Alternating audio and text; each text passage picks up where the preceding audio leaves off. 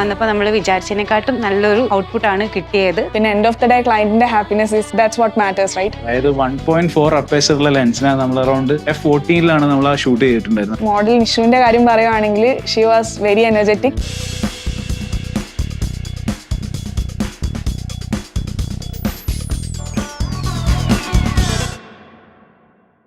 So ക്ലയന്റിന്റെ requirement വന്നിട്ട് ഒരു bridal north Indian bridal look create ചെയ്യാന്നുള്ളതായിരുന്നു. സോ ആ ഒരു ലുക്കിനേക്ക് വേണ്ടിയിട്ട് അവർക്ക് polki uncut diamond collection jewelleries ഏറ്റവും ബ്യൂട്ടിഫുൾ ആയിട്ടുള്ള ജ്വല്ലറീസ് നമ്മൾ പിക്ക് ചെയ്തു. പിന്നെ വന്നിട്ട് നമ്മൾ ആ ഒരു ജ്വല്ലറി ഹൈലൈറ്റ് ചെയ്യുന്ന രീതിയിലുള്ള ഔട്ട്ഫിറ്റ് എവിടെ നിന്നും സെലക്ട് ചെയ്യുന്നുള്ളതായിരുന്നു. അപ്പോഴാണ് TK ബ്രൈഡൽ ഹെറിറ്റേജ് നമ്മുടെ അറൂസ ജ്വല്ലറി ആയിട്ട് കൊളാബറേറ്റ് ചെയ്യാം ഈ ഷൂട്ടിനെന്ന് പ്ലാൻ ചെയ്തത്. ഷൂട്ടില് എന്റെ പാട്ട് എന്ന് പറഞ്ഞാൽ ഡിസൈനിങ് ആൻഡ് സ്റ്റൈലിംഗ് ആയിരുന്നു. അപ്പം നമ്മൾ ഫസ്റ്റ് തന്നെ ഓർണമെന്റ് കണ്ടു. ഓർണമെന്റും മോഡലിനെയും കൂട്ടിയിട്ട് നമ്മൾ TKയിൽ പോയത്. TKയിൽ പോയി നമ്മൾ റോയൽ ലുക്കുള്ള ഡ്രസ്സ് തന്നെ, നല്ല ഡ്രസ്സ് നമുക്ക് സെലക്ട് ചെയ്ത് കിട്ടി. ബീജിന്റെ കാര്യം പറയുകയാണെങ്കിൽ BG ഒരു ലൈറ്റ് കളർ BG ആയിരുന്നു നമ്മൾ സെലക്ട് ചെയ്തത്. അപ്പം ഒരു ചെയറും റോയൽ ചെയറും അങ്ങനെ വരുമ്പോൾ തന്നെ നമുക്കൊരു ചാലഞ്ച് ആയിരുന്നു. കാരണം അത് എത്രത്തോളം കോൺട്രാസ്റ്റ് ആയിട്ട് നമ്മൾ ഗോൾഡിനെ എത്രത്തോളം ഹൈലൈറ്റ് ചെയ്ത് കാണിക്കാൻ പറ്റും എന്നുള്ളത്. പക്ഷെ അത് ബെറ്റർ ആയിട്ട് നമുക്ക് കിട്ടി. പിന്നെ മോഡൽ നിഷുവിന്റെ കാര്യം പറയുവാണെങ്കിൽ she was very energetic from start to video. നമ്മൾ പ്രൊഡക്ഷൻ കഴിയുന്നത് വരെ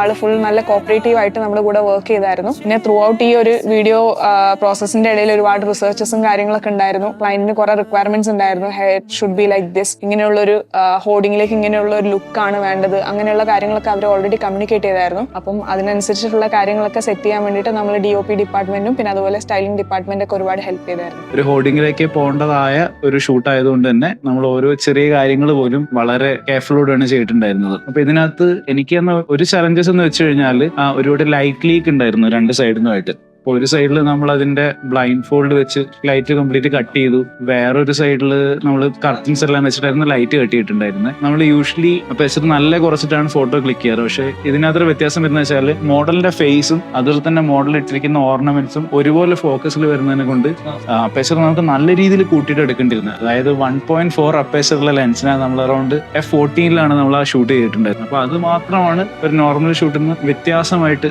വന്നിട്ടുള്ള സംഭവം. നമ്മൾ ഷൂട്ടിൽ മാക്സിമം എല്ലാ പാർട്ടും, ലൈറ്റിംഗ് ആണെങ്കിലും ബാക്ക്ഗ്രൗണ്ട് ആണെങ്കിലും എല്ലാ ചെറിയ ചെറിയ സാധനങ്ങൾ വരെ നമ്മൾ അത്രയും മൈന്യൂട്ടാക്കി നോക്കിയിട്ട് ചെയ്തുകൊണ്ട് തന്നെ നമുക്ക് എഡിറ്റിംഗിൽ കറക്റ്റ് ആയിട്ട് കിട്ടിയിട്ടുണ്ട്. പിന്നെ എൻഡ് ഓഫ് ദ ഡേ ക്ലയന്റിന്റെ happiness is that's what matters, right? Hoarding വന്നപ്പോൾ നമ്മൾ വിചാരിച്ചതിനെക്കാട്ടും നല്ലൊരു ഔട്ട്പുട്ടാണ് കിട്ടിയത്. So client was so happy.